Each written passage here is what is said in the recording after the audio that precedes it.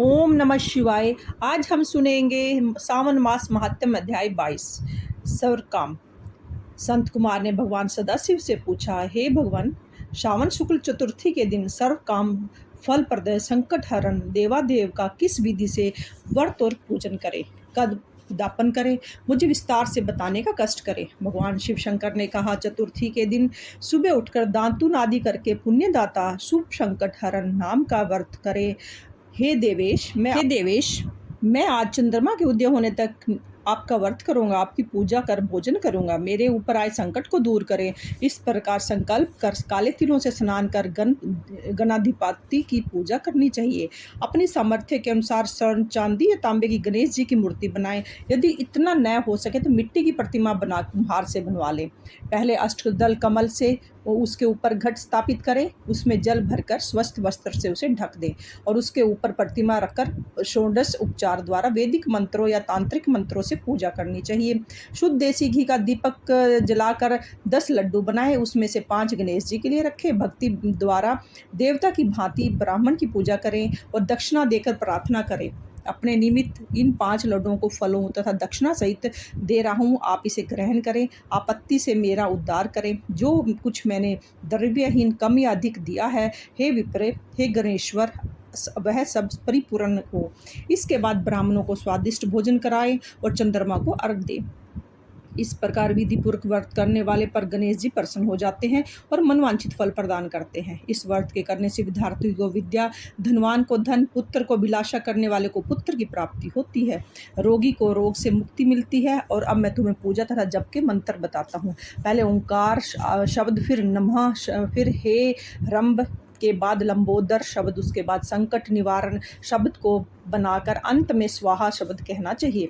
वैसे यह 11 अक्षरों का मंत्र है। मनुष्य को 10 दिशाओं की पूजा करनी चाहिए। निम्नलिखित 11 नामों द्वारा गणेश जी का पूजन करें। उमापति, अग्निशान, एकदंत, दंतवक्त, मूषक वाहन, विनायक, ईशपुत्र, सर्व सिद्धि प्रदायक, गणाध्यक्ष, स्कंद गुरु, सर्व संकटनाशक, लंबोदर, गौर्य मंगल संभव, ध्रुमकेतु, भालचंद्र, सुरेश मर्दन, विद्या विधान, संकट स्वरूपनकर, विघ्न घाराट, अघन नाशन।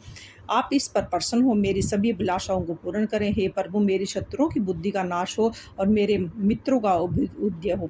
इस प्रकार प्रार्थना करके होम करें और व्रत की समाप्ति पर गणेश जी के लड्डुओं का भोग गणेश जी के सामने लगाएं और ब्राह्मणों को बायना देना चाहिए। आगे दिए गए मंत्र से 5 बार चंद्रमा को अर्घ देना चाहिए और उसके बाद रोहिणी सहित मेरे दिए इस अर्घ्य को स्वीकार करें।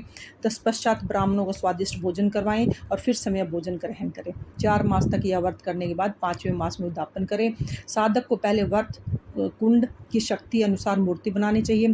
प्रथम विधि से पूजा करके सुगंधित चंदन तथा नाना प्रकार के फूलों द्वारा पूजा करनी चाहिए। सूप और पारस, दक्षिणा सहित गणेश जी की प्रतिमा कपड़े से लपेटकर ब्राह्मणों को देना चाहिए। व्रत समाप्ति के लिए 5 सेर तिल देने चाहिए और क्षमा प्रार्थना करनी चाहिए। इस प्रकार उद्यापन करने मात्र से ही अश्वमेघ फल की प्राप्ति होती है। संत कुमार कहने से पूर्व पार्वती ने इस व्रत को 4 मास तक संकल्प की प्राप्ति के लिए किया था।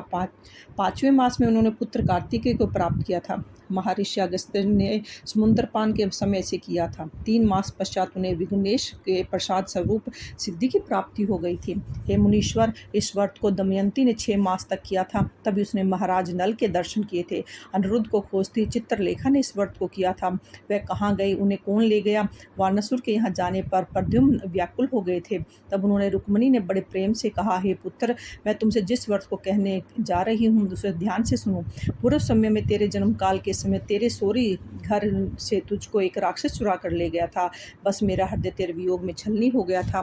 मैं रोती थी कि मैं अपने लाल का मुख कब देखूंगी। उस समय जब दूसरी स्त्रियों के पुत्रों को देखती तो पुत्र वियोग से पागल हुई। मैं कहती, कहीं यह मेरा पुत्र तो नहीं। इस तरह तेरे वियोग का दुख झेलते हुए कई वर्ष व्यतीत हो गए थे। प्रभु कृपा से हमारे यहाँ लोमेश ऋषि आ गए। उन्होंने मेरी दशा को देखकर मुझसे संकट चतुर्थी का व्रत करने को कहा। उनके आज्ञा अनुसार मैंने 4 मास तक यह व्रत किया। व्रत के प्रभाव से तुमने वापस लौटकर शंबासुर का वध किया था और अतः यदि तुम भी इस व्रत को करोगे तो अवश्य ही तुम्हारे पुत्र का पता चल जाएगा और वह घर वापस आ जाएगा।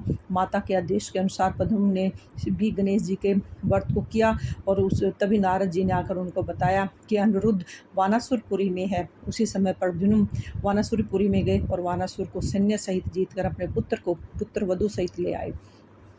प्राचीन काल में दूसरे देवताओं ने भी विघ्नेश के प्रत्यक्ष इस व्रत को किया था। मृत्युलोक में इस व्रत के समान सिद्धि देने वाला और कोई व्रत नहीं है। अधिक कहने से क्या लाभ है। इस व्रत का उपदेश नास्तिक और शठ को नहीं देना चाहिए। शिष्य या श्रद्धायुक्त साधु को तुम इसका उपदेश दे सकते हो। हे महामुने, तुम धर्मिष्ठ, विघ्न नंदन तथा मेरे प्रिय हो, इसलिए मैंने तुमको इस व्रत का उपदेश दिया है। बोल भगवान शंकर की जय। ओम नमः शिवाय। हर हर महादेव। आज समाप्त हुआ है सावन मास महात्म्य अध्याय 22।